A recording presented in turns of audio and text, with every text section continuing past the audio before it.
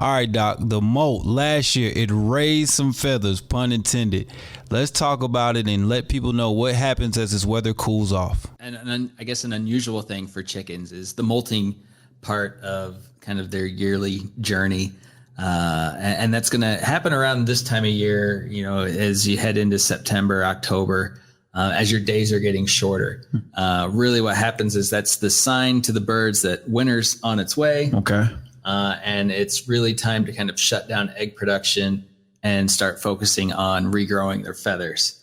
And so that helps them get prepared, get their winter coat on, so that when it does get cold, they're able to tolerate that cold weather and get through the winter months. And, that corresponding drop in egg production allows the bird to really focus on growing those feathers. And we really want the birds to stop laying eggs as well, because for most birds, they're going to go through that first molt at about 18 months. Okay. So if you get them in the spring, it's usually the following fall that you're going to start to see that real big drop in production. And you might even see some feathers being lost. And that's typically what we're looking at when it comes to molting. It's a feather loss and then feather regrowth. But then because your birds have been laying eggs for so long, you might notice the eggs are getting a little larger. Maybe the shells are getting a little thinner. You might have more cracks, more breaks. That's really because the ovaries, the reproductive tract, is kind of tired from being abused for the last 365 days pumping out eggs. And so, that part of the body just needs a little break.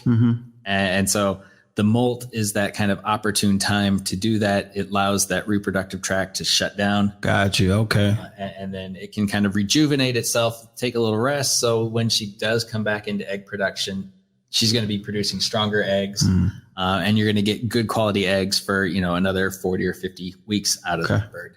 Okay. I like that, man. So nature basically is like, okay, chicken, take a break.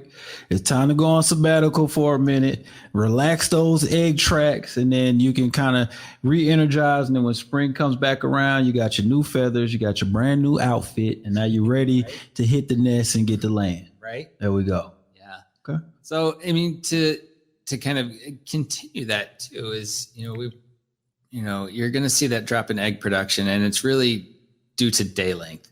So if you want to keep your birds laying, especially if they're kind of in their first year, seeing that decrease in daylight is what's going to trigger them to stop producing eggs. Okay. However, we can keep them laying eggs if we keep them on a kind of a combination of natural and artificial light. Okay. So if about this time of year, as we head into fall, the end of summer, when the days are starting to get shorter, is when you need to start thinking about putting a light in the coop or in the, the run area to keep those birds. It doesn't take a lot of light.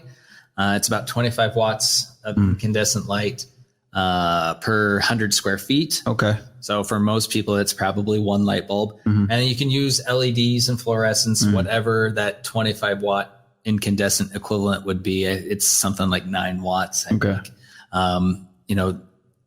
Just a little bit of light. And then have that light, put it on a timer, have it come on in the morning. And then once the sun is up, you can have that light go out sometime there in the day, and then just let natural daylight put the birds to sleep. But you just need to kind of back calculate what it's going to be to kind of whatever your longest day is. Yeah. If it's 16 hours, just have the lights come on early enough so that they're still getting 16 hours of light through that combination of natural and artificial light. So I can have like a small overlap of the artificial light to the natural light and let that kind of linger on until it cuts off. And then they give them their nighttime, their normal nighttime. Right. Yeah. We want to make sure that we kind of let natural light put the birds to bed, because birds will, if the lights go off and it's pitch black, and if they're out of the coop, that's where they'll stay. Yeah. So we like to let that natural light, as it's getting to dusk, the birds realize it's time to head back in and get safe for the evening. So we let kind of daylight, the natural sunset, do its thing.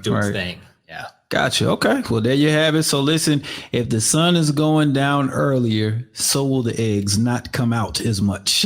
All right. So you guys get ready and welcome to molt season. Check out more information on our animal rescue, youth program, and podcast on our website.